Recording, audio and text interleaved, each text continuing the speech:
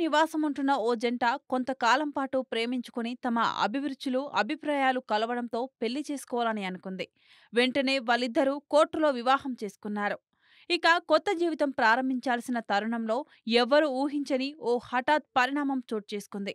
పెళ్లయ్యాక ఆ జంట కోర్టు నుంచి బయటకు వస్తున్న క్రమంలో నవవధువు కాలికి ఏదో తగిలి ఆమె కాలు జారి కింద పడింది.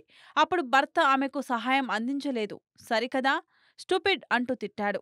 ఆ మాట విన్న తర్వాత ఆమె కోపం నశాలానికెక్కి తమ పెళ్లి రద్దు చేయాలని జడ్జిని కోరింది. ఇద్దరి మధ్య ఏర్పడ్డ ఆ సమస్యని పరిష్కరించాలని జడ్జి ప్రయత్నించారు.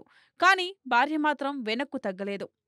స్టూపిడ్ అనే మాట తనని తీవ్రంగా బాధపెట్టడంతో విడాకుడు కావలసిందేనని తెగేసి చెప్పింది. దీంతో మరో దారి లేక జడ్జి వారి వివాహాన్ని రద్దు చేశారు. పెళ్లి చేసుకున్న 3 నిమిషాలకే విడాకులు తీసుకోవడంతో చరిత్రలో వీరిది షార్టెస్ట్ మ్యారేజ్గా నిలిచిపోయింది.